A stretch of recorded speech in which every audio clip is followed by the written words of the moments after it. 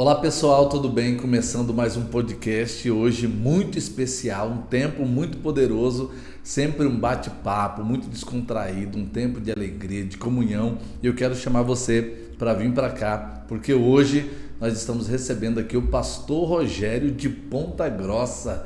Tudo bem, meu pastor? Prazer te receber, viu? Prazer é todo meu. Muito feliz de estar aqui com vocês.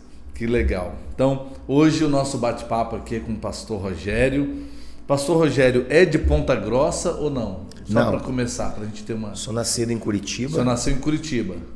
Morei 37 anos lá, desde que nasci, né? E a minha saída, a minha partida de Curitiba para Ponta Grossa foi com 37 anos. 37 anos. Uma cidade maravilhosa, né, Curitiba? Cidade espetacular. É uma estrutura fantástica, apesar de que eu tenho problema com trânsito. Então eu era incomodado um pouquinho com o trânsito em Curitiba. E como que é morar em Ponta Grossa, pastor? Bom, Ponta Grossa é uma cidade muito boa para se viver.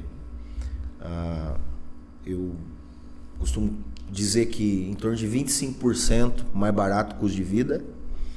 Tudo é muito perto para nós que somos curitibanos.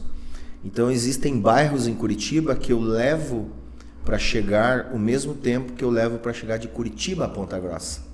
Então é muito bom de morar, é muito acessível. Meu Deus. Quem tinha problema com trânsito já... A gente foi curado lá em Ponta Grossa com esse negócio de trânsito, né? Ponta Grossa ainda tem cavalo andando na rua. O senhor saiu de Curitiba com 37 anos, então já tem uns 40 anos que o senhor mora em Ponta Grossa. Mais ou menos por aí, pastor. Em Hércules. Mas é isso aí. Pastorzão, pra gente ir familiarizando aqui, o pessoal que não te conhece, o senhor está aqui em Atibaia e o senhor veio ministrar aí no curso, que é o curso vocacional, que nós estamos recebendo aqui da base mais profunda. E aí, só para situar como que é o seu relacionamento com a base mais profunda, o curso que o senhor está ministrando aqui, fala um pouquinho para a gente. Tá. Bom, o Rafael ele chegou em Ponta Grossa, né? Como andarilho errante. O Rafael é aquele nordestino lá, né? Aquele cearense arretado lá, que tenta se tornar dono de todo mundo.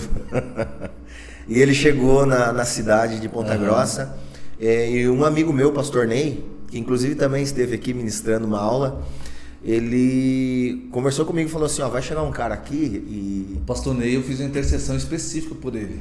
Que ele pastoreou o Rafael, né? Exato. A gente orou por ele aqui. Ele que está tentando domar esse cavalo selvagem. E quando o Ney me procurou, falou, tô trazendo um cara para cá, ele tem uma palavra para cá e... Olha que legal. Me ajuda a fazer ele se sentir familiarizado. E nós logo chamamos o Rafael para participar de algumas rodas de conversa que nós praticamos lá com alguns pastores. Ele foi fazer a dinâmica de um livro com a gente, e, enfim. E aí foi se tornando um amigo, e eu entendi em Deus que eu precisava ser uma espécie de um Barnabé na vida dele. Então nós fomos familiarizando ele com a cidade, com algumas coisas, e nos tornamos excelentes amigos. E hoje eu tenho ele como uma pessoa preciosa aí na minha lista de amigos. Que legal. Nesse contexto do ministério que o senhor está lá, que o senhor introduz o pastor Rafael, essa mesa de pastores, o senhor foi para Ponta Grossa por um desígnio ministerial, profissional, como que foi? Sim. Bom, é muito interessante isso, porque foi só por amor a Jesus. Eu recebi um encargo de uma palavra pastoral, ainda um pouco jovem, e essa palavra demorou-se 15 anos para se cumprir na minha vida. E quando o Senhor deliberou que havia chegado o tempo para assumir essa vocação, eu fiquei sabendo que era na cidade de Ponta Grossa, e o Senhor confirmou no meu coração, confirmou no coração da minha esposa, e nós fomos. E então nós estamos hoje em Ponta Grossa, especificamente por uma vocação e por um chamado específico. Hoje a gente vive um tempo de aceleração muito forte, né? E nesse tempo de aceleração, alguém recebeu uma promessa de Deus de esperar 15 anos hoje. É quase uma eternidade. Como que foi para o senhor esperar esses 15 anos? Realmente foi muito difícil. Bom, a igreja que eu congreguei, pastor, durante esses 23 anos, enquanto eu fiz parte dela, geograficamente falando, lá em Curitiba, era uma igreja, eu não sei se eu posso usar essa palavra completa, porque nós nunca seremos completos, mas era uma igreja que ministerialmente tinha tudo. Então, todos os ministérios funcionando, um volume de pessoas, um volume de demandas, uma representatividade dentro daquela geografia onde nós estávamos ali naquele bairro, e sair desse lugar para ir para algo novo, praticamente começar do zero, é muito desafiador, muito difícil. Porém, esperar ainda é muito mais difícil. Por quê? Porque a minha fala sempre foi: se o senhor tem algo comigo, por que não faz logo? Porque vai me deixar aqui, né? Esperando para entender o que é. Mas eu tive uma palavra dura num tempo de oração. Quando eu fui para Ponta Grossa, o Senhor me levou para uma disciplina de oração muito profunda. E nessa disciplina, porque eu vou contar para você que é algo engraçado. Quando eu assumi a igreja, tinha 23 membros. Eu preguei o primeiro sermão, saiu 5, fiquei com 17. Então, com 17 dias, eu visitei a igreja inteira. E a minha pergunta foi: e agora? O que eu vou fazer? Não tem mais o que fazer. Já visitei todo mundo sabe que estou aqui. Se precisar, está aqui o meu contato. E aí eu fui para a oração, leitura, estudar a palavra de Deus. E aí eu perguntei para Deus: Deus, por que o Senhor demorou tanto para me trazer? Agora eu estou com 37 anos. O que eu tenho para oferecer aqui nessa cidade?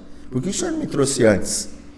E eu orei isso durante 3 anos. Depois de 3 anos o Senhor me respondeu. Porque eu acho que Ele estava me preparando. E Ele falou assim: eu não te trouxe antes porque você era muito imaturo. Então eu engoli seco e entendi o porquê 15 anos de o cumprimento de uma palavra. E eu lembrei de Abraão, que depois se tornou Abraão, que ele, por uma imaturidade, ele gerou um filho que não era o filho da aliança. E ele teve que esperar um pouco mais pelo Isaac. Nesse processo de 15 anos aí, o que o senhor entendeu, discerniu que estava nesse processo do amadurecimento aí? Bom, o que eu mais discerni foi que Deus me preparou para não desistir. Porque uma pessoa imatura, quando ela entende o chamado, vem a segunda fase, que é a vocação.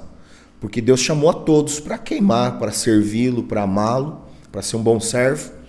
Mas Paulo fala em Efésios capítulo 4 que há uns apóstolos, há uns pastores, há uns mestres. Então, se eu seria um pastor, uma das coisas que Deus preza não é que a gente comece bem, mas que a gente termine bem, como o apóstolo Paulo, né? Percorri a carreira, né? Guardei a fé, né? E terminou bem, com um pouquinho de livros, uma capa e uma cadeia. Nesses 15 anos aí, pastor, terminou bem, né? Nesses 15 anos que Deus lançou a promessa, e demora 15 anos aí, depois você começa a orar, vem mais 3 anos ali, Deus foi generoso, né? 18 anos. Então, o que estava acontecendo em Curitiba nesses 15 anos? Ministerialmente, qual que foi o seu envolvimento? Profissionalmente, qual o contexto que o senhor vivia? Só para a gente ir desenhando aqui. Nesses 18 anos, Deus estava me treinando por aquilo que Ele iria exigir de mim lá em Ponta Grossa como uma liderança eclesiástica. Deus estava me treinando e Ele me começou treinando no profissional. Eu era um menino sem expectativa alguma, não tinha nada para oferecer para uma empresa, mas Deus foi abrindo algumas portas na área comercial. E eu fiz uma jornada comercial de 23 anos, com CLT, carteira assinada. E desses 23, 17 foram em 2 empresas. Então Deus me deu a oportunidade de ir me especializando, me formei, né, sou mercadólogo, né, o famoso marqueteiro, né? E aí eu nunca fui atuar na área, mas a formação me trouxe muita experiência para trabalhar em vendas. Depois trabalhei em vendas, coordenador de vendas, depois gerente de vendas, enfim. Em paralelo, servindo a igreja local, como ministro de louvor durante muitos anos. Comecei tocando bateria, aí o baixista se desviou, eu fui para o baixo, aí depois do baixo eu fui para o violão e voz.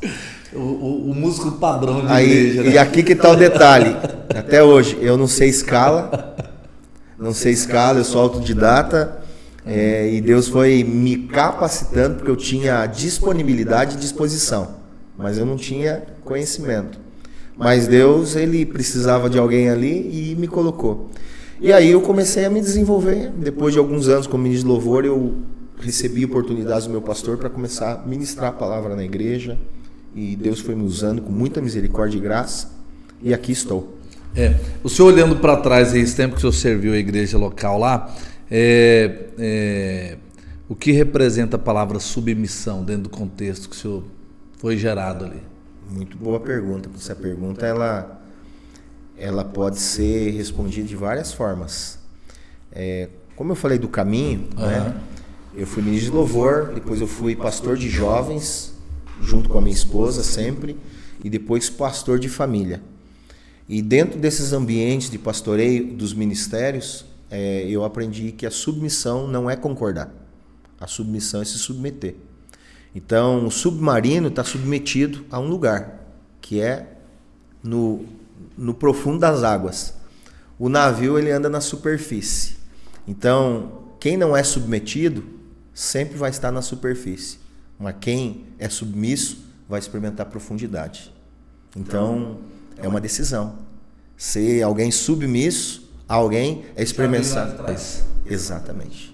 Porque eu gosto muito de um texto onde Eliseu é convidado para ir cortar a lenha para aumentar a escola de profetas. E aí eles chamam ele. Nós queremos que você vá com a gente. Não, vão lá, piazada. Né? A Bíblia diz, jovem, eu vos escolhi porque vós sois fortes, né? Vai lá, piazada, eu não tenho mais força para cortar a lenha. Mas eles falaram assim, não, nós queremos você profeta. Esse texto, para mim, ele revela algo sobre submissão. Por quê? Eles estão cientes que eles têm a força, mas eles também estão cientes que o profeta carrega a unção. Então, força e unção. Em algum dado momento, nós vamos ter que estar submetidos para experimentar daquilo que a nossa liderança carrega como unção. Porque a Bíblia diz que a unção que você honra é a unção que você carrega. Então, se alguém quer ter unção, em primeiro lugar é a submissão à unção. Aí, dentro desse contexto aí, o seu ministério ele vai sendo trabalhado, moldado, e aí Deus vai te chamando para esse tempo integral, né, como a gente costuma dizer. Mas o ministério já está acontecendo. Sim. Na sua integralidade também ali em paralelo com a sua atividade profissional. Mas normalmente a pessoa sai da atividade profissional ou quando tá Deus leva no fundo do poço, né? Ou no auge do sucesso. Com você, como que foi? Comigo foi no meu melhor momento. Por quê? Eu tenho certeza que uma das provas de Deus na vida de um homem vocacionado começa com uma palavra chamada renúncia. Então, assim, algo que Deus queria fazer com Abraão era muito grande. Era se tornar pai de uma nação que hoje deu origem aos povos. E começou com uma renúncia. Sai da tua terra, né? Sai do teu conforto. Deus começou comigo uma nova janela quando eu estava no auge. Eu estava como gerente do sul do Brasil. E aí a palavra começou, aquela palavra de 15 anos, ela começou a tomar forma, o ambiente. Deus começou a ministrar o coração da minha esposa. E nesse momento do auge, eu tive que escolher entre o meu sucesso pessoal e o reino. E aí eu tive que conhecer na prática o que significa a palavra renúncia. E aí viver essa renúncia, a importância da família no processo, o quanto a sua esposa acreditava no seu ministério e já recebia essa palavra, porque às vezes o camarada está ali, não, Deus me chamou para isso, e a mulher fala assim, não estou vendo isso acontecer em você, não reconheço esse chamado na sua vida. Como que foi no seu caso? Sim. No meu caso, eu sempre fui muito franco com Deus, né? Com base na fala de Moisés, eu aprendi uma oração. Moisés disse, se o Senhor não vai, não me faça ir. Então, eu sempre deixei muito claro para Deus, se o Senhor tem um dia um chamado integral para mim, não é comigo que o Senhor tem que falar, o Senhor tem que falar com a minha esposa. Porque eu sei que mulher precisa estar segura, bem amparada, e se o Senhor falar com ela, eu vou. Se o Senhor não falar com ela, eu não vou. Porque a minha casa é meu chamado, eu não posso fracassar, eu preciso cuidar desse povo aqui, preciso discipulá-los, eu preciso amá-los. Eu sou pastor aqui já, eu sei disso, mas o Senhor quer me levar para um povo, tem que falar com a minha esposa. Pois bem, um dia eu voltando de viagem, eu cheguei em casa, eu liguei para ela, falei, vamos sair com os meninos? Ela falou, não, hoje nós vamos conversar, pode vir para casa. Meu Deus. Quando eu cheguei em casa... Quando a mulher fala assim... Exatamente. E quando eu cheguei em casa, ela falou assim para mim, amor, eu tenho entendido que Deus está esticando uma corda para você, justamente porque vai ter um momento em que Ele vai te perguntar o que você quer, o que você vai decidir, o que você vai escolher. E eu só quero falar para você que eu tô com você, eu tô fechada com você. Mas aí tem a outra parte. Eu tenho filhos que nasceram no hospital. Eu já vou usar o trocadilho, mas filhos que nasceram na igreja. Meus filhos, 2 nasceram na igreja. Então eles tinham um círculo de relacionamento muito profundo, a gente tinha vida de igreja muito mergulhada ali. Muitos amigos. E aí eu sabia que eu teria um problema já. Deus vai ter que falar com os meus filhos. Pois bem, quando Deus me chamou para o Ministério Integral, eu estava com um filho de 16 anos em casa, que falou para mim assim, eu não vou. Eu amo a nossa igreja, eu amo Curitiba, e eu vou morar aqui com o vô e com a avó, então, e eu não vou. E Deus me deu uma sabedoria naquele momento para eu não impor nada para ele. E eu fui para a oração. Eu falei, Senhor, não faz sentido nenhum para mim. O Senhor, quando falou com Abraão, falou para ele, Senhor, sai da tua parentela e vai com a sua família. A família era Sarai. Eu tenho mulher e, diferente de Abraão, eu tenho filhos. Eu não vou deixar meus filhos, não faz sentido nenhum. Eles estão em idade de capacitação, eles estão em idade de dependência. Então, o Senhor tem que fazer uma obra. E meu filho estava muito, muito decidido a não vir. E isso instalou no coração dele, inclusive, resistência misturado com rebeldia. E eu fiquei tranquilo. Eu falei, minha luta não é contra a carne ou sangue, eu vou permanecer firme. Em um domingo nós estávamos cultuando ao Senhor na igreja lá em Curitiba. Eu estava com as 2 mãos levantadas e o ministro de adoração estava conduzindo um louvor com uma letra muito profunda. E eu estava realmente, no meu rosto se enxergava 2 coisas, lágrima e ranho. Eu estava muito chorão, eu estava muito quebrantado e de repente alguém pula em mim e quase me derruba. E era o meu filho correndo, ele pulou, me abraçou e nós quase caímos juntos. E ele falou assim, pai, pai, pai, mas ele estava chorando como se tivesse fraturado todos os ossos do corpo ao mesmo tempo. Ele falou, pai, pai, pai, eu ouvi Deus. Nós vamos embora para Ponta Grossa, Deus quer o senhor lá. Meu Deus. E aí foi assim que aconteceu. E nós fomos para Ponta Grossa e aí começou o round 2 lá em Ponta Grossa, né? Porque aí, estando lá, foi outra realidade. Mas foi mais ou menos assim com a família. Com a família, então assim, a gente já desenhou mais ou menos aqui o pano de fundo. Aí o senhor chega em Ponta Grossa, já perde ali 5 ovelhas de começo.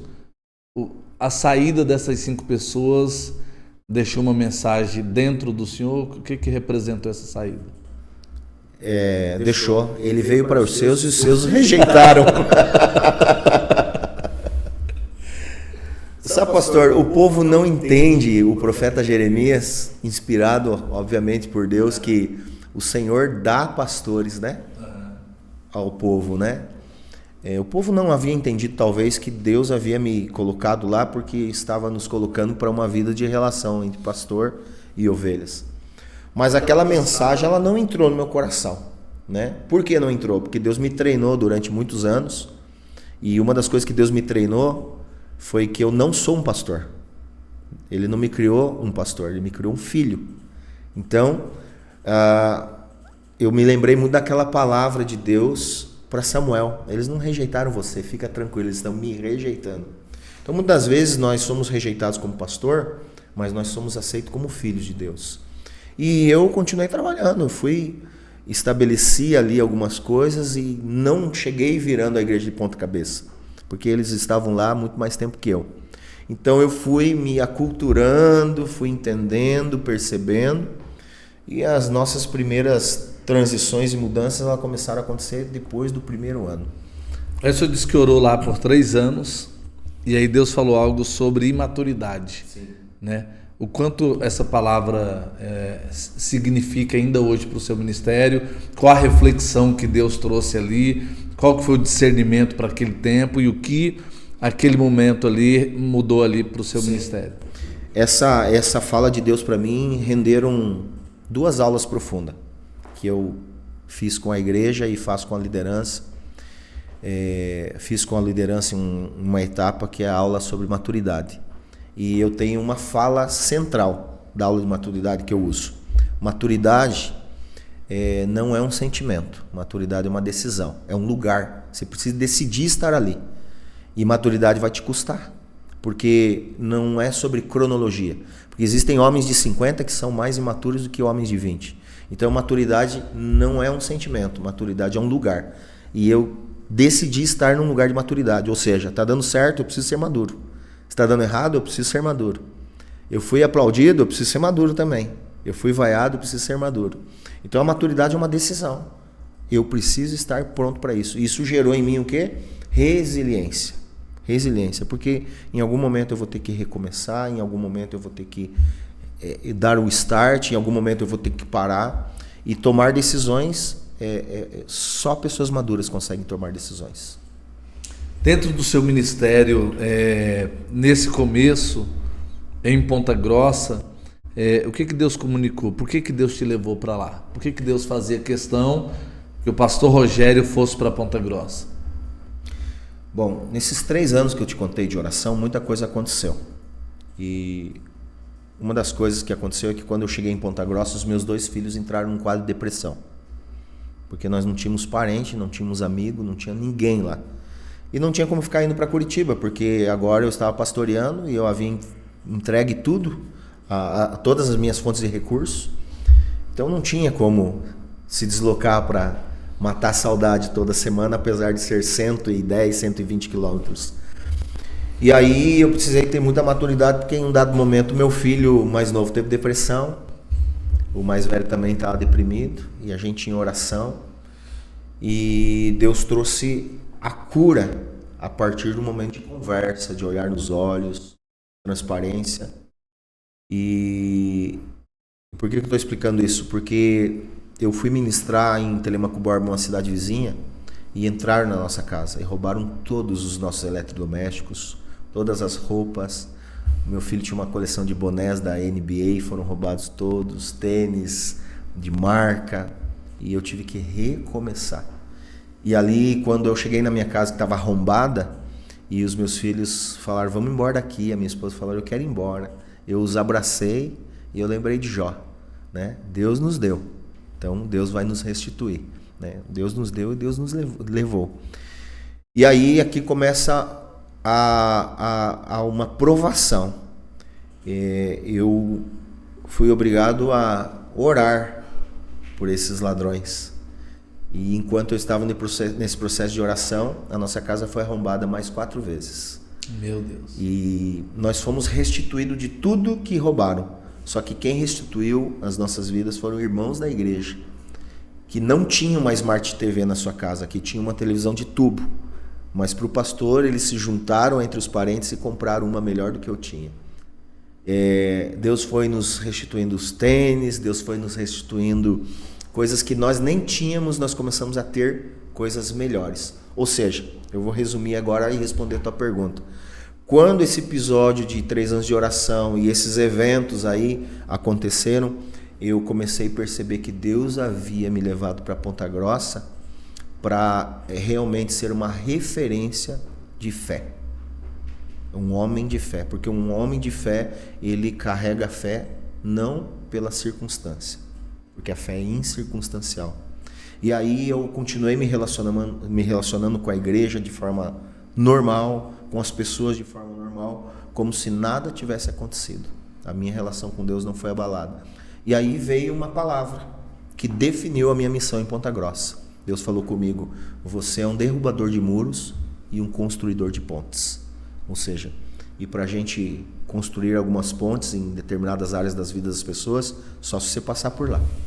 Eu saí daqui e nós fomos com uma equipe lá em Ponta Grossa, tomamos um café junto lá.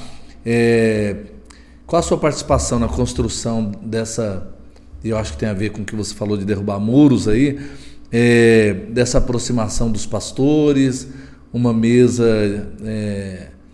bem espontânea, onde todo mundo fala, onde todo mundo participa. Qual a sua participação nisso e como que essa comunhão entre os pastores da cidade representa aí o que Deus te levou para lá, para participar, para ver sendo gerado junto, essa unidade que antes era muito fantasiosa, né?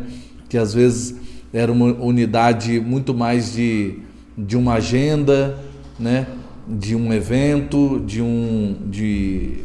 uma atividade com recurso público muitas vezes, né? Vamos nos unir aqui, pegar um dinheiro da prefeitura, a gente faz o evento e depois cada um toca a sua vida. Ali está acontecendo algo diferente. O que está acontecendo lá? Sim. Bom, sem hipocrisia, a primeira coisa que nós temos que falar é que o Conselho de Pastores sempre foi muito político. E por isso que Deus não estava e não está em alguns conselhos de pastores. Então aqui a gente precisa primeiro entender que um conselho de pastores, ele precisa ter uma mentalidade saudável e maturidade para entender que ele pode se tornar uma voz apostólica para a cidade, né? Porque quem governa uma cidade não é uma prefeitura, quem governa uma cidade é Deus, através dos seus filhos. Quando eu cheguei na cidade, eu estava orando numa janela do escritório que dá para frente do centro da cidade. E Deus me deu uma palavra aquele dia e falou que me ia colocar num lugar. Eu não entendi. Mas eu procurei alguns pastores para perguntar: tem conselho de pastores aqui? E todos me falaram: tem, mas eu não vou. E aquilo me despertou a curiosidade. Bom, eu vou entrar naquela canção do Ministério Drops, eu provei e vi, né? E eu fui. E quando eu fui lá, estava tendo uma palestra de um pastor que também é psicólogo, e ele estava falando sobre doenças psicossomáticas na vida dos pastores. E aquilo me chamou a atenção, falei, bacana. Mas o que eu achei muito legal foi que tinha alguns pastores que faziam um café. E se não me falha a memória, naquela época era nas quintas-feiras, e eles se sentavam na mesa para tomar café. E naquela mesa eles conversavam algumas coisas a respeito da cidade, a respeito de decisões e até mesmo a respeito de política. Mas isso foi ganhando um novo formato de um tempo, onde a gente foi participando dessa mesa, foi ganhando voz, e Deus foi sendo pontual e colocando algumas falas também no meu coração, e eu, com muito medo de falar, uma hora Deus falou: eu quero que você fale, eu quero que você fale. E eu fui desbloqueando esse medo, e aí alguns pastores começaram a olhar para mim diferentemente, e alguns pastores mais experientes acabaram me adotando naquele lugar como um filho. E quando o pastor Paulo, que hoje é o presidente do conselho, ele assumiu, ele me chamou para ser o vice dele, né? E a gente atendeu a chamada dele, porque eu enxerguei no conselho algo que está mudando a história da nossa cidade, está mudando a história do meu ministério. Hoje, nas quartas-feiras, nós nos reunimos, e lá a gente, antes de entrar na salinha, a gente deixa a credencial de pastor num cantinho, e a gente senta e se submete uns aos outros. Os mais velhos têm submetido o coração aos mais novos, e os mais novos têm obedecido os mais velhos. E a gente tem visto a profecia de Malaquias 4, né? Coração dos pais aos filhos, dos filhos aos pais. E nós temos tomado decisões ali. E uma das coisas que nós não fazemos naquele lugar é achar que nós precisamos ter uma voz na política. Não, nós precisamos ter uma voz no reino, nós precisamos ter uma voz no mundo espiritual. E isso tem trazido uma construção sobrenatural. Hoje nós temos um número de pastores que se reúne toda quarta-feira. É aberto para todos que desejarem. Mas nem todo mundo entende, talvez, ou quem sabe, talvez, nem todo mundo foi chamado ainda para este lugar, né? Mas nós temos vivido coisas fantásticas. E a partir dali, da unidade, a gente tem experimentado coisas assim sobrenaturais. Quando eu estive lá, eu até conversei especificamente com você lá, conversei com vários pastores, e aí uma das coisas que você falou foi que vocês já estavam fazendo viagens missionárias e que fazer essas viagens ao lado de alguns pastores da cidade, conhecer desafios da família de cada pastor e tal, trouxe um entendimento, uma aproximação, uma comunhão diferente. Qual a importância desses pastores se unirem nesse tipo de projeto, que é o projeto do coração de Deus? Sim. Bom, a gente durante muito tempo, como igreja talvez, a gente se desviou. A gente amou coisas e usou pessoas, quando na verdade a gente deveria amar pessoas e usar as coisas que Deus nos dá de recurso. E quando a gente vai ouvindo a história de um pastor como pessoa, a gente na prática é chamado para aquele lugar de empatia. E isso ao mesmo tempo, Deus comunica, você carrega algo que pode contribuir na vida dele, porque ele tem dificuldade nessa área.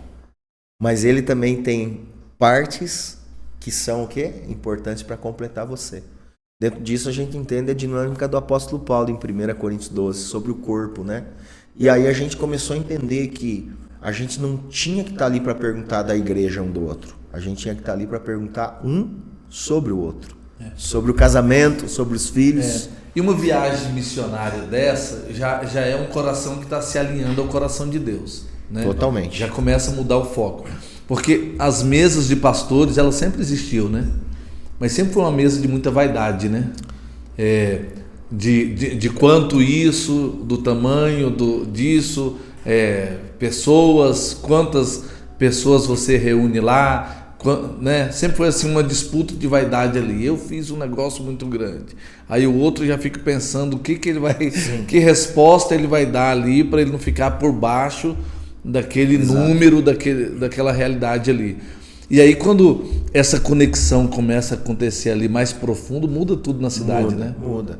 Muda porque é o seguinte, quando você anda com outros pastores, como nós falamos, e você começa a entrar nesse lugar de empatia, tem um negócio muito pedagógico aqui, que é uma pedagogia de Deus, que é você repartir sua história de fracasso. Porque todo mundo gosta de contar vitória. E quando você começa a repartir o seu fracasso com o outro, você encoraja o outro a fazer o quê? Contar o fracasso dele. E quando a gente compartilha isso, a gente começa a crescer em maturidade, a gente começa a respeitar mais a história um do outro. Porque o respeito vem, pastor, a partir do momento que eu vou conhecendo a tua história. Porque é muito fácil eu vir aqui, de repente, e ver hoje a igreja e perguntar que bênção que está a tua igreja. Mas Deus me colocou na jornada da sua vida para aprender com você, não por aquilo que você faz, mas por aquilo que você é.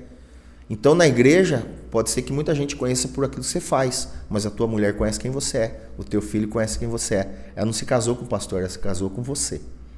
Ou seja, quando a gente vai para esse lugar de mesa, a missão fica muito mais fácil, porque a gente não foi fazer missão com um monte de pastor. A gente foi fazer uma missão com um monte de filho apaixonado pela missão do seu Senhor. Então aí o que acontece? Lá o pastor dá uma tropicadinha, a gente não condena o pastor da igreja. A gente estende a mão pro irmão em Cristo. O que a gente precisa aprender como igreja é que a gente ficou muito refém de performance.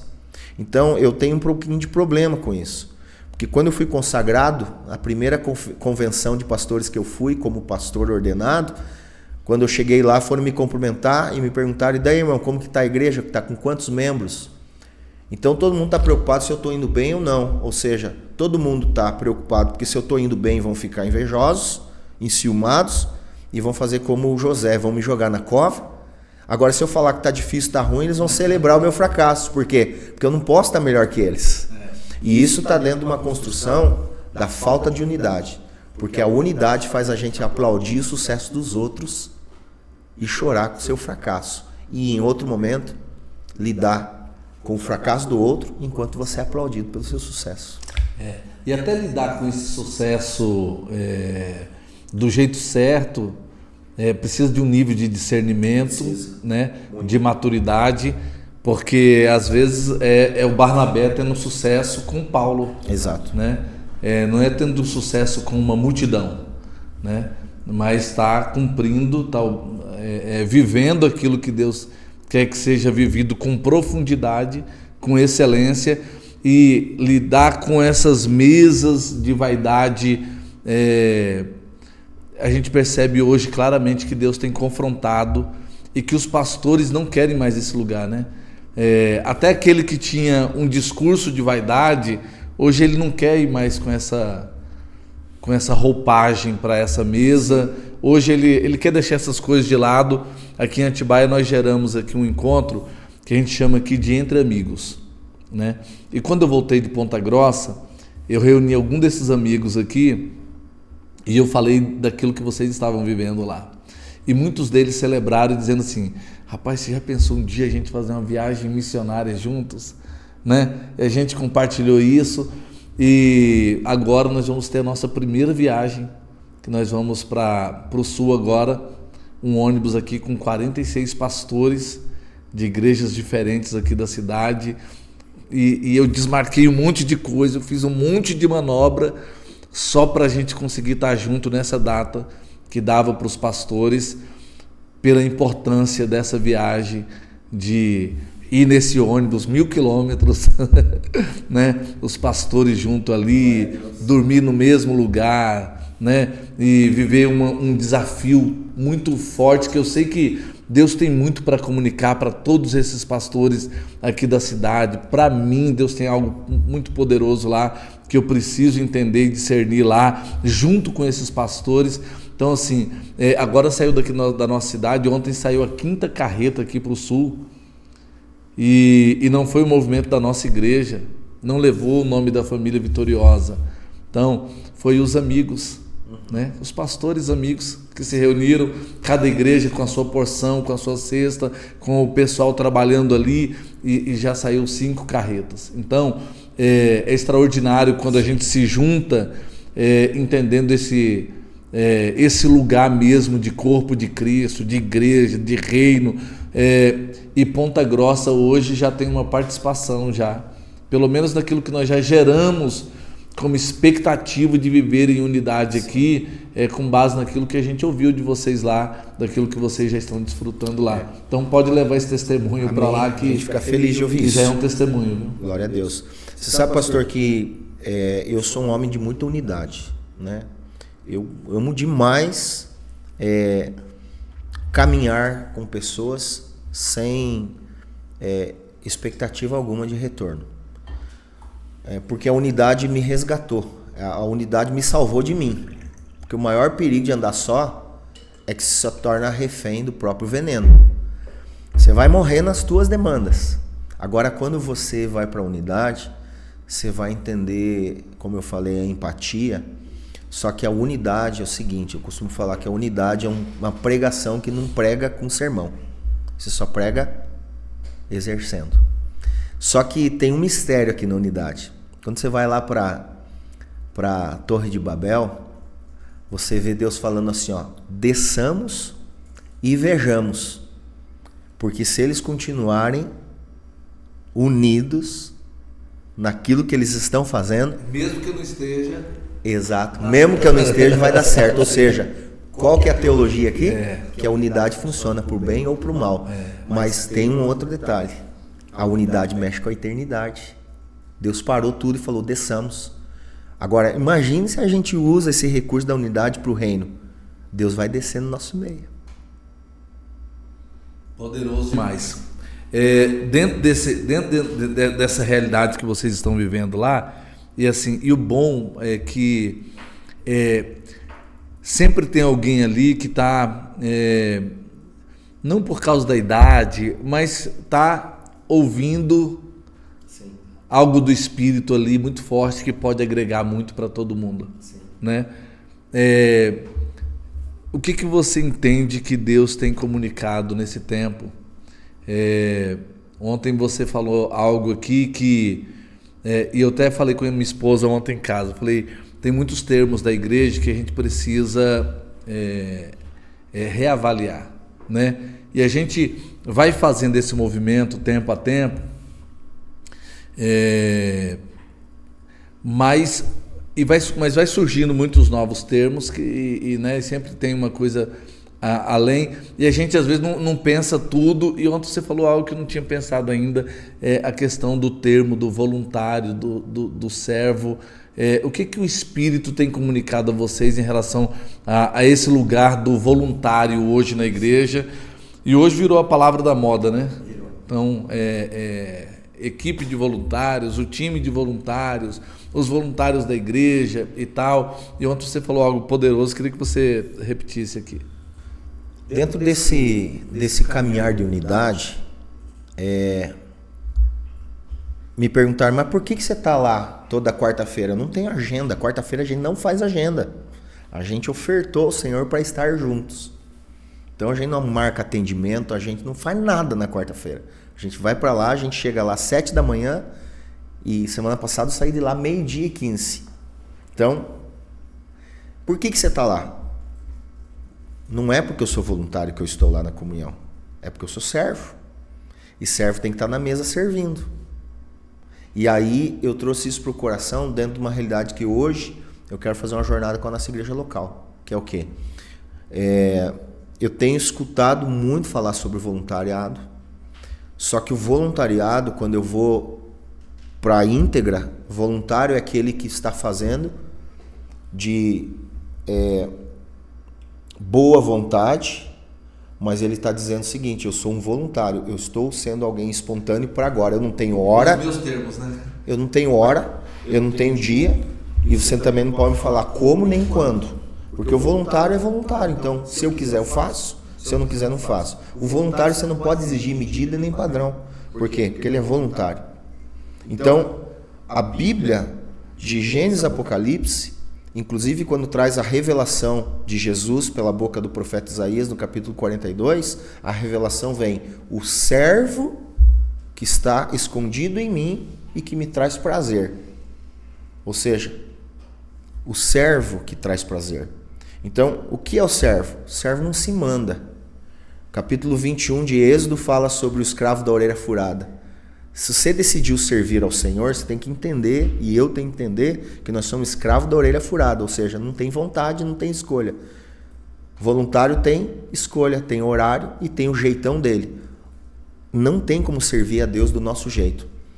Como que a gente comprova isso? É só a gente ver o coração de Deus. Como que você vê? Vai ver o tabernáculo. Ninguém fez do tamanho que quis, não colocou a cortina da cor que queria. Deus determinou cor, tamanho, medida, altura, o tipo de madeira e o tipo de metal que estabeleceu o tabernáculo. Por quê?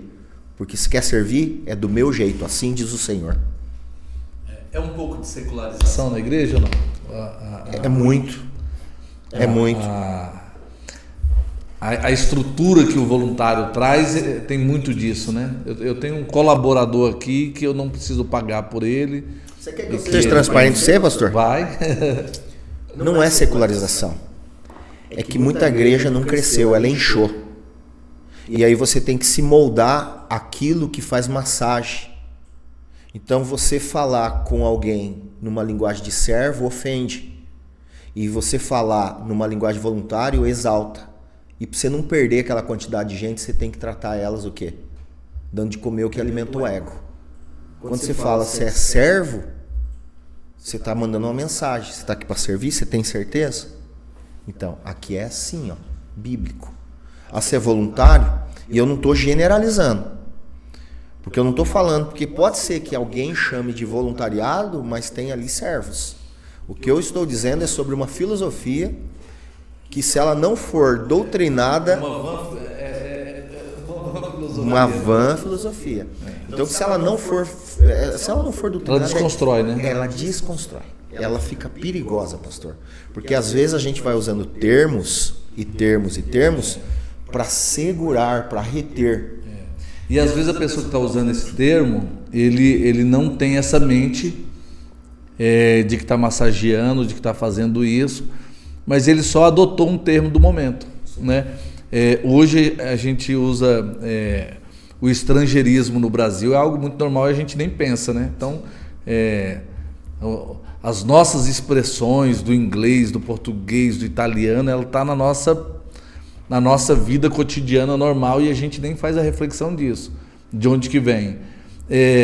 Falta muito disso para a igreja hoje, fazer a reflexão de muito daquilo que nós estamos falando, de muito disso que a igreja está adotando como terminologia? Pastor, eu quero ser profundo mais rápido nisso daí, porque isso dá um podcast. O brasileiro tem problema com identidade, porque quando você vai para fora, você vê que o europeu, ele valoriza o quê? A sua natividade. Ele é patriota. Você vai para a América, você vai observar a mesma coisa. Então o brasileiro, em alguns momentos, ele carrega a síndrome do patinho feio por conta da forma que nós fomos colonizados, ok? Mas nós somos um país muito rico de cultura, nossa história é linda e nós precisamos entender que Deus nos ama não por aquilo que fazemos, mas por aquilo que somos. Se Deus nos ama por aquilo que somos, por que não colocar dentro da igreja brasileira a cultura brasileira? Por que não colocar a terminologia brasileira? Por que não colocar a mentalidade dos brasileiros que somos? Um povo alegre, um povo descontraído, um povo criativo, né? Um povo celebrativo, um povo contemplativo. E nós não precisamos distorcer a igreja para um padrão que Deus nem quer que a gente tenha. Então, às vezes, o que acontece? A gente está aqui, né, Jacó, com uma promessa para se tornar, né, o pai das 12 tribos, mas a gente está querendo ser Esaú. Não tem necessidade disso.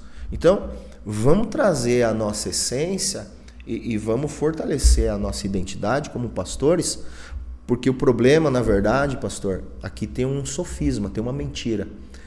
Às vezes o pastor ou o líder acha que se ele americanizar o termo, vai trazer o quê? Crescimento.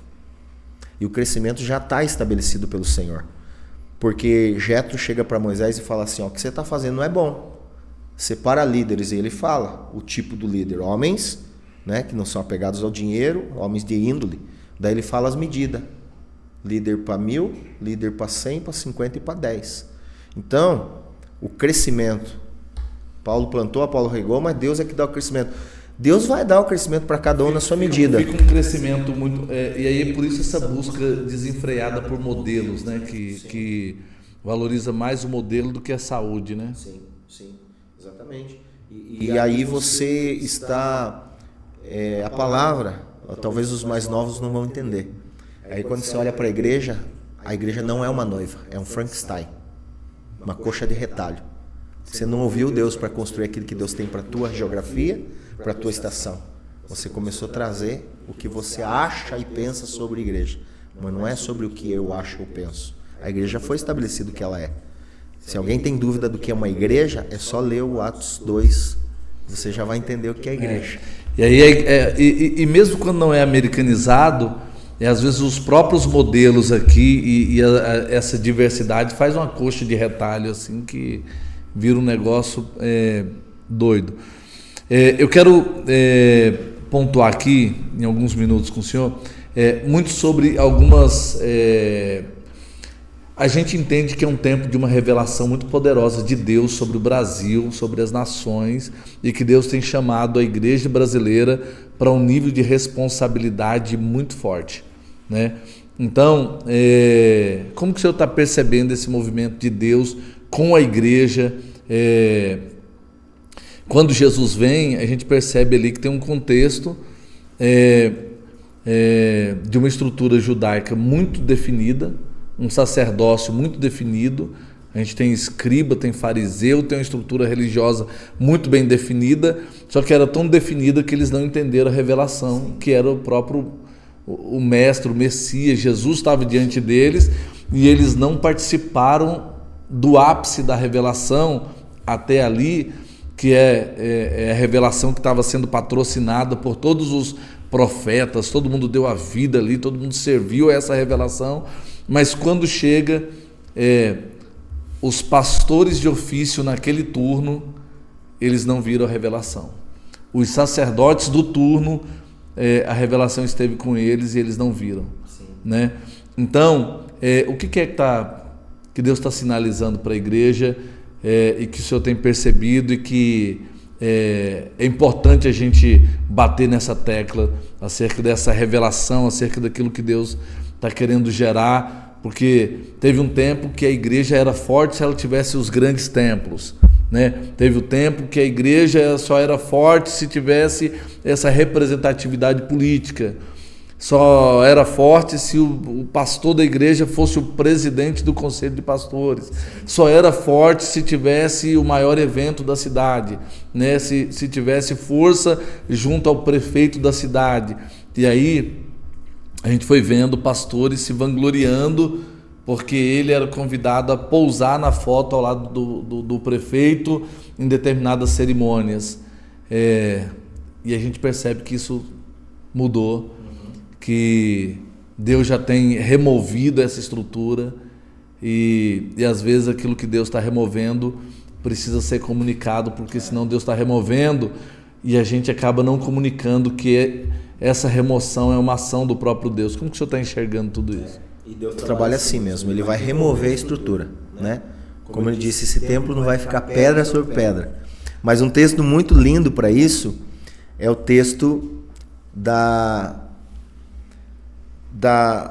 arca caindo do carro de boi.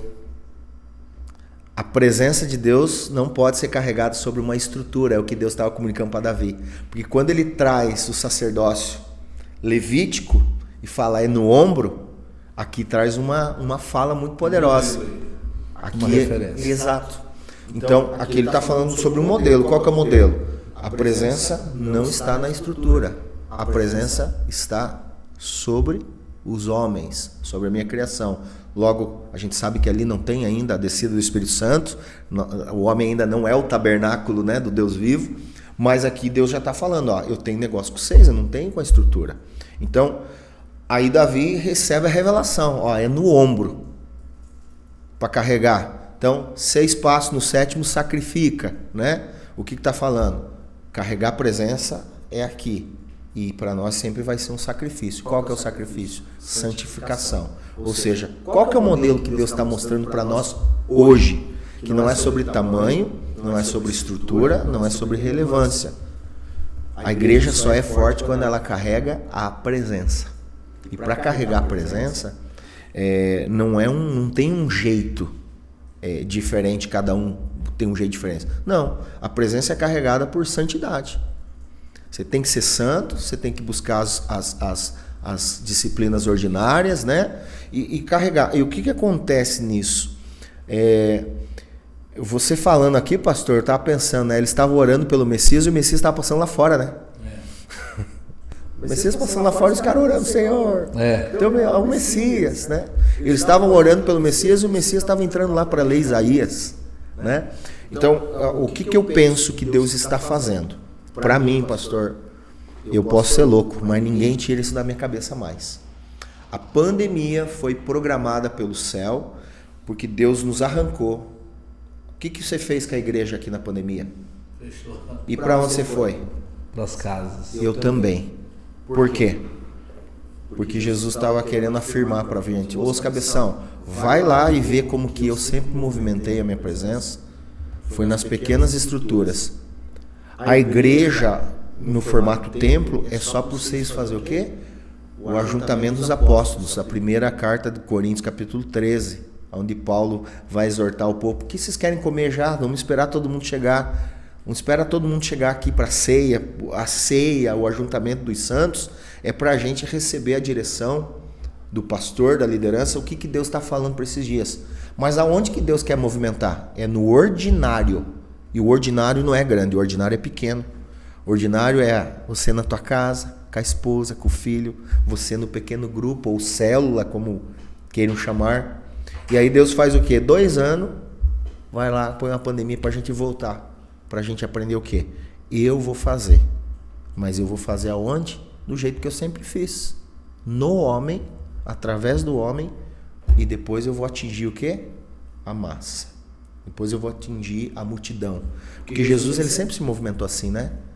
Para a multidão, ele ia lá dar uma pregadinha, curava um, dava de comer e saía. Sobrava os 12. Dos 12, que ele chamava para ver milagre, era 3. Vem comigo aqui que vocês vão ver o que eu vou fazer. Para orar, ele chamou Pedro, Tiago e João. Ou seja, Deus ele sempre faz da pequena estrutura para a maior estrutura. Da pequena estrutura para a maior estrutura. Então, hoje, Deus está nos treinando de volta, porque a gente se perdeu. O que a gente queria fazer? A gente queria tudo grande, tudo muito volumoso, tudo muito pomposo.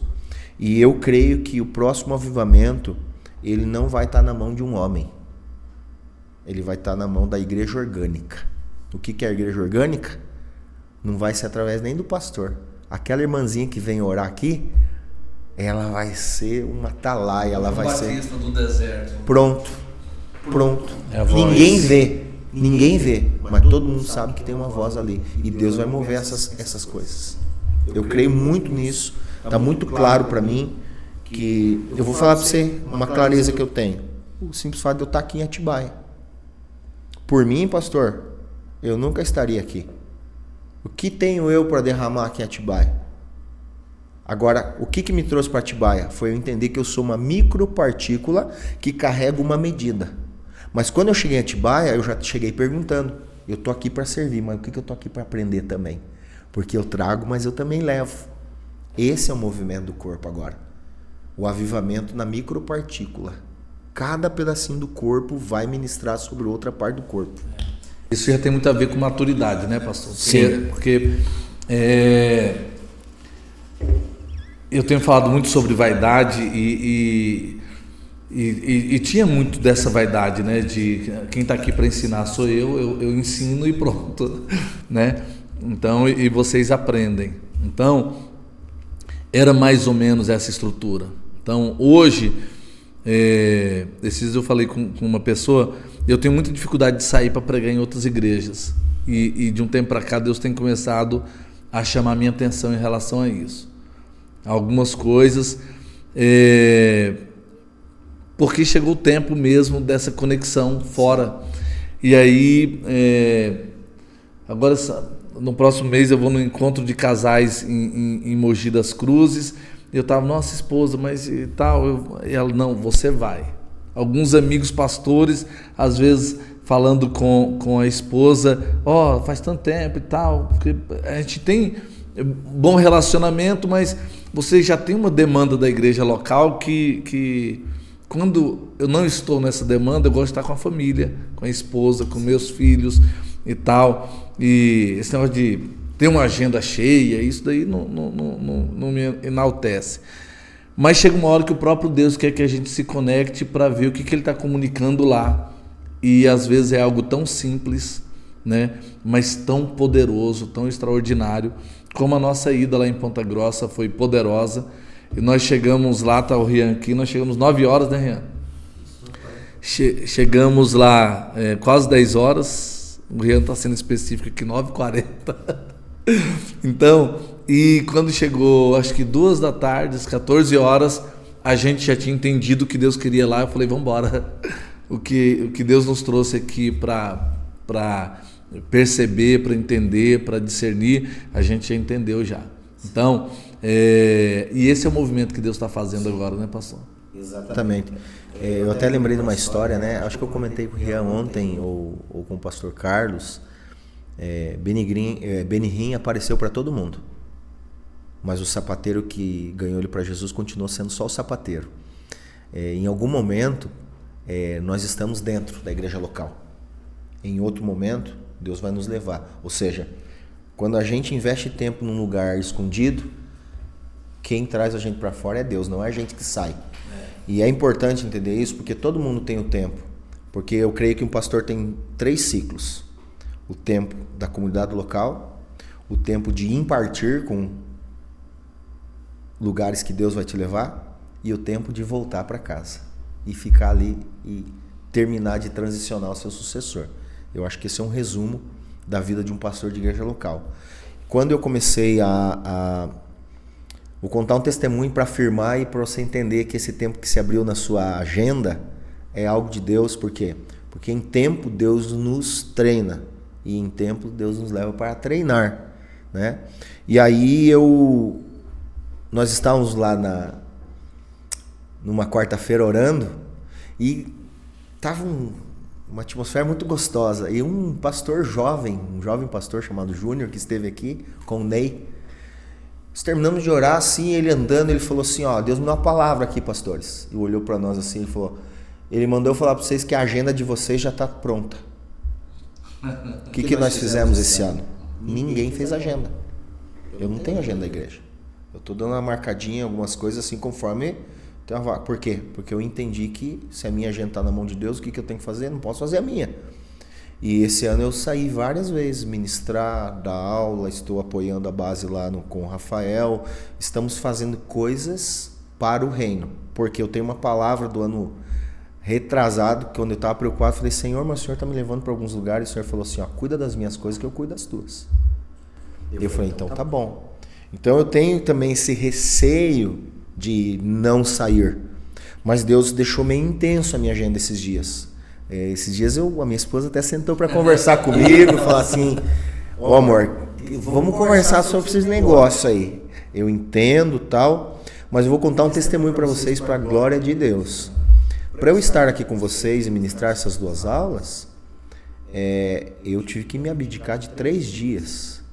No sábado, eu tive o dia todo muito intenso, com aconselhamento na igreja, reuniões com ministérios, e eu fazendo e construindo as aulas, ao mesmo tempo, há dias, montando o quebra-cabeça das aulas. Sábado, eu amanheci escrevendo, das 10h30 da noite, eu parei 6 horas da manhã.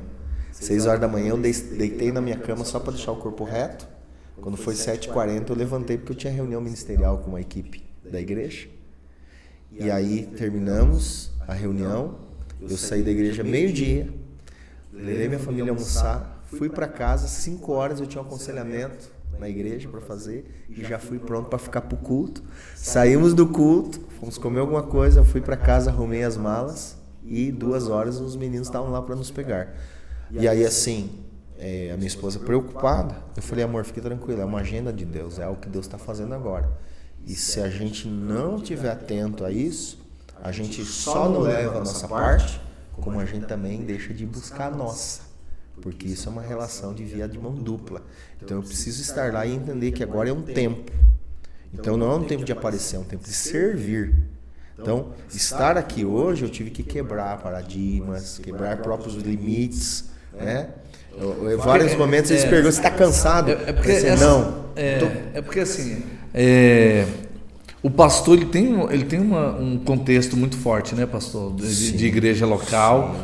Então que ele precisa estar acompanhando ali pessoas, famílias e ministérios, né, que vai fluir, que debaixo de uma direção de Deus e que vem para o pastor e que ele precisa repartir isso com essa liderança. Sim. Que está ali na responsabilidade dele, e às vezes a família fica um tanto quanto prejudicada quando a gente começa a sair, né? Sim. E a gente, eu percebo muito isso nos amigos pastores também, essa dificuldade às vezes de sair, né? Então, eu quero trazer um amigo pastor aqui, eu ligo para a esposa dele, ó, fala para ele aqui, porque eu sei que está todo mundo... Mas pastor, tem uma graça aqui, que é a seguinte... Foi muito importante o que o senhor falou agora, porque tem uma graça assim, ó. Existem os chamados e existem os que se chamam. Como que a tua família vai receber uma graça para entender e te liberar apostolicamente? E te enviar, porque isso é um envio apostólico. Quando você começa a sair da igreja, que Deus começa... Não é abandonar a igreja, não. É repartir e impartir o que você carrega. O que acontece? Quando é Deus que está te enviando, você não precisa fazer força. Quando você tem que fazer muita força para convencer a tua família, a pergunta que eu preciso fazer: Deus está me enviando ou eu que estou querendo ir? Agora, quando Deus está te enviando, as coisas começam a ter fluidez. Porque Deus não te tira para cima. A esposa começa a falar assim, não, vai, né? Fato. O que você contou da tua esposa, pastor, isso daí me enche o coração de alegria. Sabe por quê? Ela tá falando assim, filho, vai, porque eu tô enxergando o que você não tá vendo ainda. E o dia que você tiver dificuldade, pastor, de escutar o Espírito Santo, escuta tua esposa. e eu fico muito feliz que a tua esposa está se impulsionando. Porque a minha esposa, ela tem feito isso comigo. Mas é claro que em alguns momentos ela fala assim, amor, será que isso agora é... E eu faço esse crivo, pastor. Senhor, eu preciso estar lá, o senhor quer que eu vá lá? Porque tem guerra que eu não preciso guerrear, tem luta que eu não preciso lutar, e tem coisas que eu não preciso estar. Então, e o Espírito comunica. O Espírito comunica. Esse negócio de mulher é meio delicado, porque às vezes elas crescem também, né, pastor? Cresce, não dá pra deixar muito. E aí, esses dias a minha esposa me chamou num particular e falou assim: você tem falado que não quer expandir com a igreja, não quer abrir filiais e não quer fazer isso. E você tem escutado o que Deus tem falado nos últimos 3 anos, muito pesado? De crescimento, disso, de levar para as nações e isso. Você já viu que você está lutando contra Deus? Não está na hora de você fazer uma oração retirando o que você falou? Retirando o que você não quer?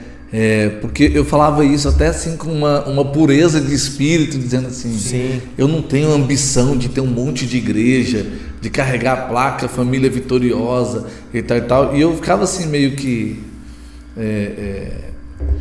satisfeito com a minha leitura ali, sabe? Sim. Só que teve esse momento que Deus estava falando que não era para crescer mesmo. Só que de repente a chave muda e a gente continua aqui dizendo assim, não é para crescer. Aí quando ela chamou a minha atenção, aí eu parei para refletir o quanto Deus tem sido insistente nos últimos anos, dizendo assim, que vai levar, que vai fazer, e isso. E agora ela está no último ano da faculdade, psicologia, muitos estágios, muito pesado, muita atividade. E aí surgiu a ida para Portugal agora, e aí quando teve todo o incentivo dela, porque assim, você pisando lá, é o começo daquilo que Deus está falando, é tomar posse dessa palavra, é você se alinhando àquilo que Deus está fazendo. Então é muito poderoso, né, pastor? Quando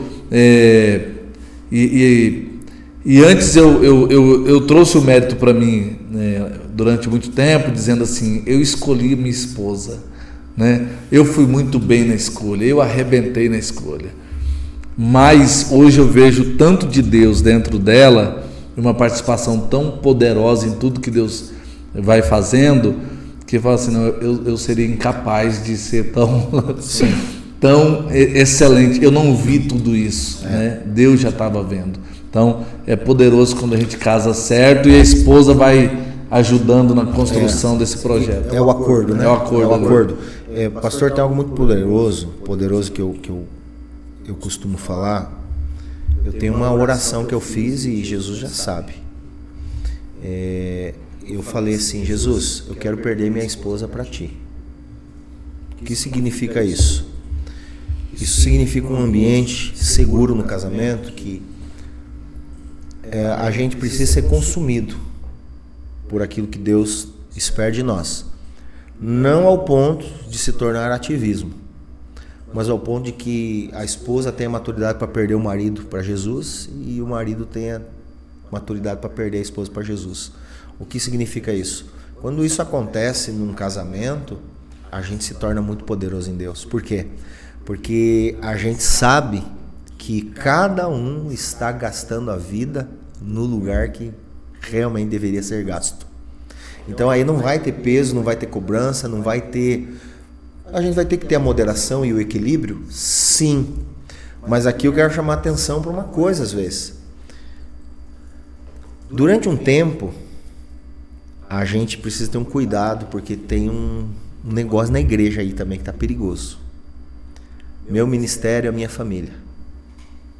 E você tem percebido, pastor, o quanto as pessoas falam isso para dar desculpa não fazer agora na igreja? Por excessividade de cuidar da família, eles não estão presentes. Aí eu te pergunto, qual que é o primeiro mandamento? Amar a Deus sobre o quê? Tudo. Então a família, ela vem num plano secundário. Então não significa que eu amo tanto a minha esposa e os meus filhos que eu não vou para a oração hoje de manhã. Por quê? Pastor, por que não foi na oração? Eu estava cuidando da minha esposa. Essa semana foi uma semana atípica. Por quê, pastor? Perceba que nós estamos com a geração muito fragilizada.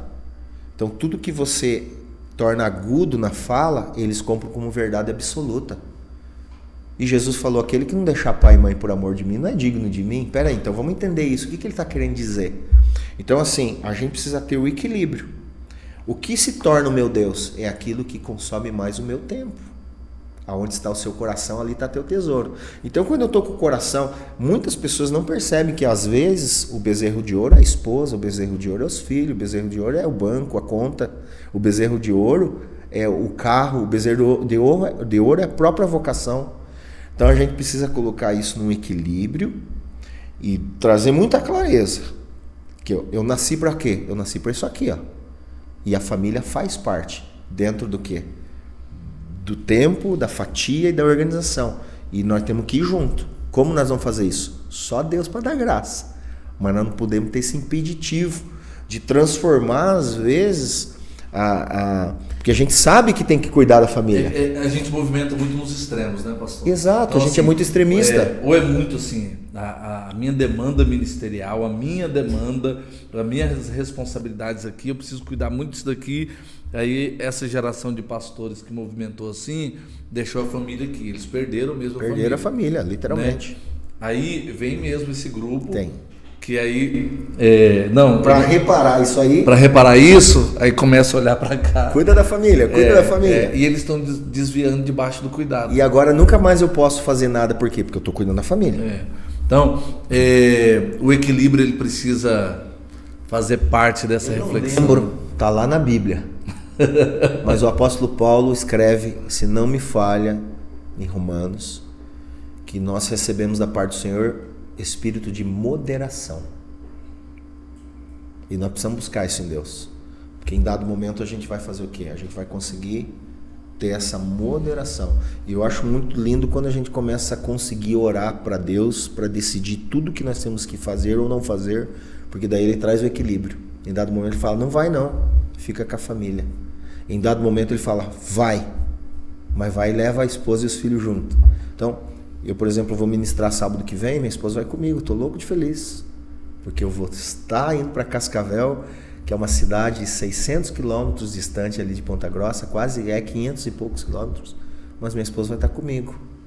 Ou seja, é mais leve para mim, entendeu? É mais prazeroso para mim. E ela está junto, ou seja, a gente está junto. Então a gente tem que ir tendo esses discernimentos. Agora, não podemos tentar abraçar tudo não, senão vai dar problema. Tá bem. Ô pastor, já está dando nosso tempo aí, Hercules? A gente vai caminhando aqui para o final, mas eu queria pontuar algumas coisas aqui. Qual o perigo da igreja? E aí a gente falando sobre igreja, falando sobre família, falando sobre ministério, eu tenho falado muito aqui sobre uma igreja que se desvia dentro do templo, né?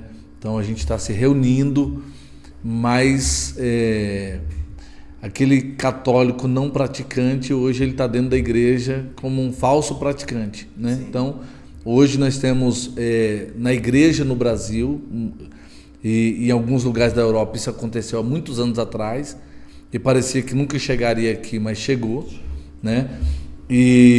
Mas hoje a gente tem um contexto que a pessoa vai na igreja uma vez no mês, né?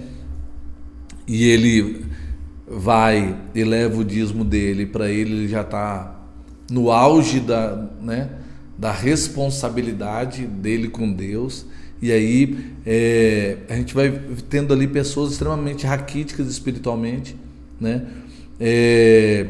A vida devocional vai se perdendo, né? O corpo vai se desconectando. Qual o prejuízo real disso para a igreja? Não para agora, mas para a próxima geração. Sim. Bom, o prejuízo vai ser devastador. Por quê? Porque nós estamos nos tornando catedráticos e ortodoxos. Nós estamos nos tornando uma igreja desviada dentro da própria igreja. É porque a gente está vivendo o que Deus acusou a própria Israel através da boca do profeta Isaías. Vocês me amam só de palavras. Ou seja, a gente está voltando para um sacerdócio ritualístico, quando na verdade a gente precisa entender que o sacrifício sou eu, né? Qual que é o prejuízo disso? O prejuízo disso é que a igreja ela está fadada a se tornar apenas um movimento. Quando na verdade a igreja ela não é um movimento, ela não é uma organização e nem uma instituição. A igreja é noiva. E a noiva precisa dar uma resposta. O que uma noiva faz enquanto o noivo não vem? Ela se adorna, se prepara, ela está se cuidando. O que é se cuidar? É uma vida espiritualmente ativa. É esse comparativo que a gente precisa fazer. Então, como que a gente vence isso?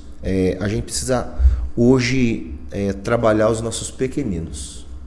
Hoje, se eu pudesse chamar de ministério mais importante da igreja hoje, se é que existe um, eu digo para você que seria o Kids. Nós precisamos ensinar para as nossas crianças o que é ser igreja. E porque a palavra igreja hoje, todo mundo esqueceu o que Jesus disse para Pedro, né? Tu és pedra e sobre esta pedra edificarei minha igreja. Então a igreja, no sentido templo do Espírito Santo, sou eu.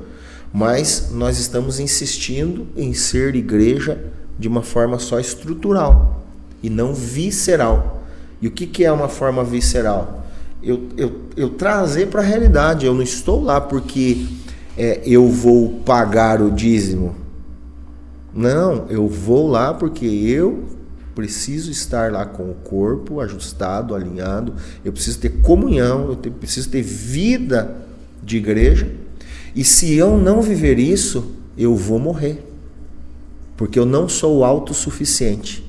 Então, o religioso, esse é o primeiro sintoma dele. Ele é o autossuficiente. O dado que nós temos no Brasil é 40 milhões de desigrejados.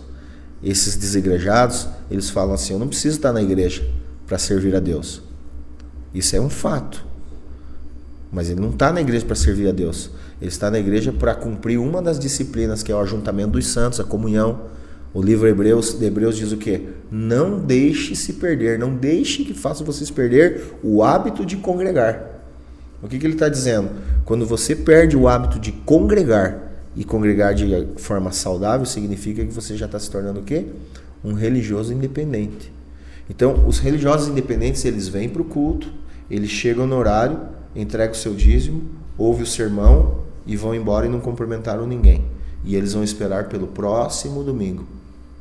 Então, o que esses homens, mulheres, jovens que estão nesse formato são pessoas, bom, eu vou falar porque a Bíblia nomina, são sepulcros caiados.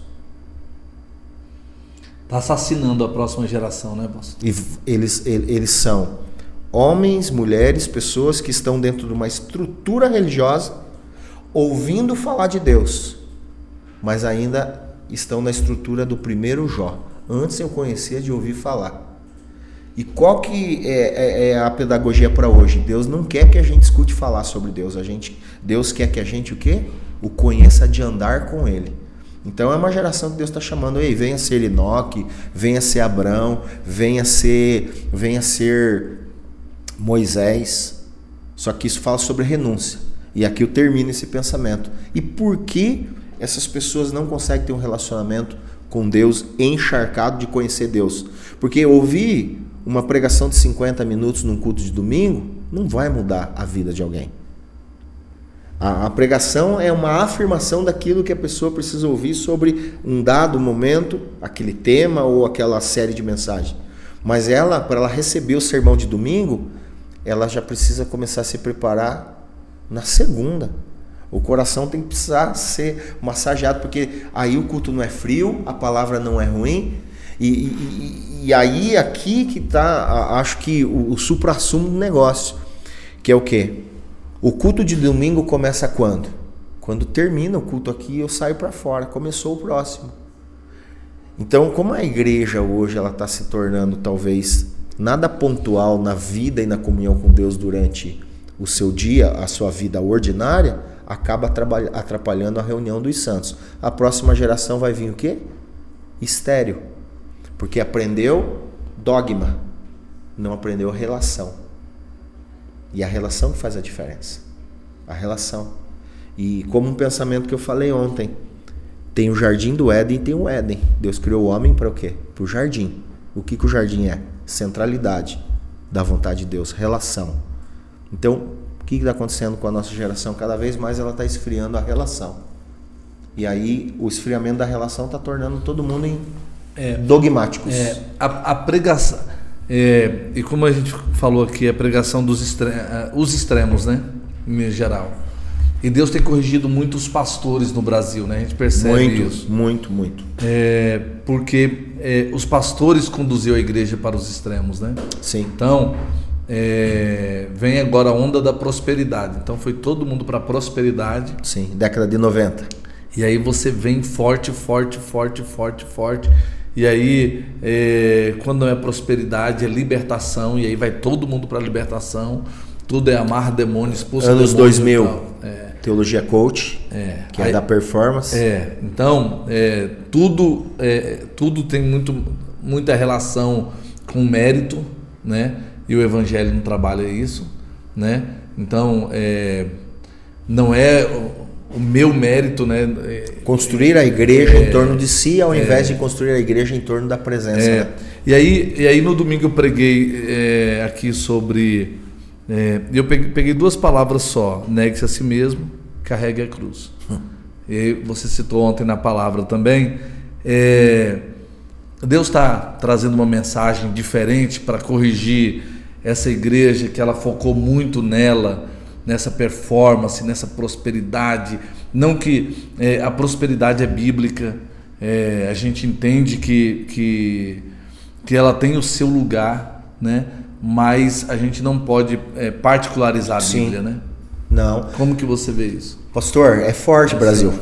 Mas eu sei que eu falo isso e sou pouco entendido quando eu falo isso. O Evangelho, ele não é um lugar aonde... O Evangelho, ele existe hoje e ele tem uma missão: nos assassinar. Morra para si mesmo. É um lugar de morte. Como que eu tenho visto hoje? Eu quero parabenizar a linha doutrinária que o senhor tem conduzido sua igreja. Eu vejo pelos meninos. Quer conhecer o pastor? Para ouvir as ovelhas. Ouviu a ovelha, você já sabe o que o pastor está pregando no púlpito. Esses meninos estão falando... Esses meninos, eles têm falado coisas boas. Eles têm falado sobre serviço, eles têm falado sobre presença, eles têm falado sobre oração, eles têm falado sobre missão. Ou seja, eles estão falando sobre tudo que o Evangelho fala. Se eles estão falando sobre isso, é porque eles estão ouvindo sobre isso. Logo então, pastor, nós vamos demorar para ter uma igreja grande numericamente. Mas nós vamos ter uma igreja grande estruturalmente, falando em fundamentos. Então aqui agora eu viro isso. E como que eu vejo isso? O Evangelho nunca nos chamou para ser uma igreja grande, mas o Evangelho nos chamou para ser uma grande igreja. É diferente. Então o que Jesus está fazendo hoje? Jesus está nos açoitando em praça pública, fazendo a gente retirar o que eu disse. Porque eu também um dia preguei coisas desse gênero, parecidas com isso, por achar, bom, tá todo mundo falando, vamos falar também para ver se a gente pega uns gadinhos aí. Então, Jesus pegou e açoitou a gente na praça e falou assim: retira o que você disse. E agora a gente tá fazendo o quê? Agora a gente está sendo convidado para ser o quê? Papagaio de Jesus. O que é um papagaio de Jesus? Fala, Deus me deu uma palavra incrível. Não, a gente só repete o que já está escrito. Talvez a forma que eu comunique é um pouquinho diferente da sua, mas a gente só fala o que está escrito. Então a gente é um papagaio de Jesus. E é a forma da gente não errar teologicamente, é a forma da gente não perder uma geração como perdeu Josué, os anciãos morreram, toda a nação se perdeu, trouxe ídolos, trouxe povos, trouxe culturas, se perderam de Deus. Por isso que Deus tinha que comunicar como com o profeta. Eu sou o profeta que veio falar no nome do Deus do teu pai.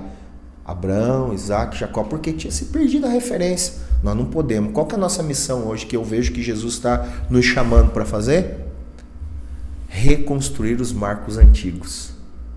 Uma igreja que só prega a palavra, que só canta a palavra e que só vive a palavra. Essa é a nossa liturgia para hoje. Jesus está nos expondo. Ele mostrou a nossa nudez e falando: para com isso aqui. Para com isso aqui. Por quê? Porque vocês estão indo para o lugar errado, vai se perder a geração, vai se perder. E não é que ele invalida a outra parte, né, pastor? Não, jamais. Como você disse lá, o ladrão levou tudo aqui e Deus trouxe aqui e usou pessoas que não tinha para repor tudo o que foi levado e melhor, né? Então, assim, isso só não pode se tornar o centro da mensagem. Exato. Né? Então, o problema é quando isso aqui fala... É isso aqui. É isso aqui. Isso aqui resume a nossa mensagem. E não resume. Né? Você falou um negócio muito forte, porque é mais ou menos assim. Deus não deita vinho novo em odre velho. O que é o odre velho? Você para nós aí, Hércules, que nós não paramos não. Eu vou fechar aqui, Hércules. O que é o odre velho? A palavra para o odre ali naquele texto é ascos palaios, né? Que significa algo muito usado. Opa, então peraí, mudou o texto. Deus não deita vinho novo em odre velho. Então aqui o que está querendo dizer? Que Deus não quer perder o vinho novo, mas também não quer perder o odre velho. Então não é sobre uma geração melhor e uma outra pior. É uma geração que completa a outra, e em dado momento, se aquilo que eu estou carregando precisa ser renovado pelo vinho, eu me renovo. Por quê? Porque eu quero o vinho. Eu quero o vinho. Então, criar teologias humanistas tem nome, né? É heresia. Então, não é sobre criar algo, é sobre falar de algo que já existe. E como assim? Então, eu respeito o velho pregador, mas eu também respeito e honro o novo pregador. E aí o que acontece? As duas gerações começam a trabalhar junto. Com base no quê? Só na doutrina dos apóstolos, no partir do pão, no tudo em comum, e a orando todos os dias juntos. Pronto, acabou. A igreja é isso. Resumiu. É o que funciona. E essa nova geração que veio para esse extremo aqui, ela reprovou muito esses que deixaram a família aqui. Sim. E foram para a obra, só que eles construíram muito. Eles fizeram muito. E às vezes sem raiz, né? Então, assim, se lançaram, se doaram. Então, a gente teve a oportunidade de reparar a forma como eles fizeram, melhorar aquilo. Só que a gente, ao invés de melhorar, a gente é muito aquilo de reconciliar a geração dos filhos com a geração dos pais, que os filhos olham assim e falam assim: meu pai fez tudo errado, agora eu vou dar tudo de bom para os meus filhos, e agora que eu vou, agora sim. Aí quando chega a hora de educar, aí tem um menino birrento, né, mal criado, respondão, que dá tapa na cara, que governa sobre o pai. Aí quando esse pai ele começa a amadurecer, ele fala assim: meu pai estava certo. Meu pai estava certo. Não desprezeis os marcos antigos. Não é para desprezar. Então, assim, falta muito, né? Isso aqui meu pai era muito bom, isso aqui eu vou trazer isso para cá. Né? Isso aqui era muito bom do meu pai, eu vou trazer isso aqui, eu vou manter essa linha. Excepcional. Então, excepcional, é isso mesmo. A gente, esses extremos têm sido muito perigosos, né, pastor? Para a igreja, para a família, e a gente vive um tempo de desconstrução, no encontro de casais agora, por último, eu falei sobre essa geração Nutella, que os pais estão acusando a geração dos filhos de geração Nutella, mas... A responsabilidade de quem? Então, quem que é o responsável aqui? O responsável é aquele que reprovou tudo que os pais fizeram. Exato. Entendeu? Que falou assim: não, meu pai não sabia, agora que eu vou mostrar como que é. Então, a gente removeu muitos valores que não podia ter sido removido. E Deus trabalha com continuidade, né, pastor? Deus trabalha com continuidade. Removeu muitos valores que não era para ter removido. Isso. A gente quis construir em cima de orgulho, de vaidade, né? Eu faço melhor, né? Exato. E aí o próprio Deus: você é o bonzão, você faz melhor, então, né? Então, assim, é um tempo de reajuste, de Deus trabalhando. Muito daquilo que se falava para casais há 40, 50 anos atrás, que era uma geração que tinha muito caráter, né? Sim. Mas não sabia ter bons modos, bom trato. Era um truculento no tratar. Truculento. Aí os pastores que pregavam para casais lá vinham e falavam assim: não, você precisa tratar melhor, faz isso. Hoje essa palavra do tratar melhor não serve mais. Não. Porque a gente não está pregando para marido e para um casal que tem caráter firmado, que tem uma estrutura sólida. Então, a gente está pregando para gente que foi desconstruído no caráter. Exato. Então, agora essa palavra de tratar bem, ela é irrelevante. Exato. Porque a raiz, ela foi removida. Então, precisa trazer aqui, e Deus está fazendo muito disso com a igreja, né? Bastante. Então, pastor, libera uma palavra aqui nas suas considerações finais sobre esse tempo poderoso de Deus para a igreja, para a família. Libera uma palavra aqui para a sua igreja lá em Ponta Grossa, para os pastores em Ponta Grossa, para a sua esposa, para os seus filhos aí. Tem netinho agora, né? Tem netinho agora. Agora veio o atestado de envelhecimento. Agora tá chegando aí. E pastor, com liberdade aí para fazer suas considerações. Amém. Bom, antes de qualquer coisa, quero agradecer, pastor, por estar aqui nesse tempo de mesa. Tem sido tremendamente abençoado. Eu vim falar sobre coração de servo, e a boa notícia é que a sua igreja tem muita gente com coração de servo. Fui muito bem acolhido no apartamento onde eu estou, muito bem acolhido pela sua equipe. Os meninos aqui com um trato fino, né? E é um perigo isso, porque daí às vezes a gente quer voltar, viu? Opa! Isso é perigoso. Bem-vindo. Mas muito obrigado. Bom, as considerações finais eu quero agradecer, porque a gente é muito falho em muitos aspectos, né? A gente, em um dado momento, só chega em algum lugar porque algumas pessoas nos impulsionaram. Eu só estou aqui por conta de alguém. E esse alguém é a própria igreja local, que nos treina como liderança, a esposa, os filhos, né? A nossa liderança que nos preparou. A palavra final é: Deus está fazendo algo muito relevante no Brasil, algo novo. E a palavra é que eu quero que Deus não nos deixe fora daquilo que Ele está fazendo. Queremos ser parte disso. Queremos nos gastar por isso, viver por isso, até que Ele venha ou até que a gente vá, né? Então, um beijo no coração de todos vocês que participaram, e aplane os passos, aumente a sua velocidade, treine a sua mente, o seu coração para servir o Senhor na vontade soberana dEle, porque a seara é grande e poucos são os trabalhadores. Então, que nós nos tornemos trabalhadores fiéis, porque Deus está fazendo algo novo no Brasil, porque apesar de mim, Ele tem me usado. Deus abençoe todos vocês, um beijo no coração. Então, gente, Deus abençoe toda a equipe aí que tem dado esse suporte aí pro pastor Rogério, né? A equipe que tá junto lá, que liberou ele para estar com a gente aqui. É muito bom, né, pastor, ter uma equipe madura, né, que entende esse tempo também. Então, que Deus abençoe todos vocês, toda a igreja do Senhor Jesus que se reúne aí em Ponta Grossa, né, em diversos lugares. Então, já clica aí para se inscrever no nosso canal, para compartilhar esse podcast, para enviar aí para o seu pastor, para agregar, para gerar, porque o mensageiro está comunicando a mensagem, né, pastor? Com certeza. Então, não é mais a hora da gente ter a vaidade de dizer assim: isso aqui é uma exclusividade de Deus comigo, Ele está derramando a mensagem dEle em diversas pessoas, em diversos lugares, porque a mensagem é dEle, nós somos esse mensageiro servindo por onde nós passamos. E a minha oração é que você que está aí do outro lado tenha liberdade no espírito mesmo, de fazer a devida reflexão com profundidade e viver algo poderoso em Deus, tá? Então acompanhe aqui o Instagram do pastor Rogério. Dá para deixar aí, né, Hércules? Dá para deixar aí o Instagram da igreja que ele pastoreia lá em Ponta Grossa. Vai lá visitar, vai sentar, vai tomar um café. Vai ser um tempo poderoso demais, tá bom? Pastorzão, obrigado por esse tempo. Obrigado a você, pastor. Bate-papo de qualidade. Certeza. A gente iria aqui horas e horas, viu, Hércules? Se der lugar aqui, a gente vai longe. Mas daqui a pouquinho tem mais, né? Tem mais. Nosso seminário vocacional. Deus abençoe, gente. Deus abençoe. Fica um abraço. Tchau, tchau.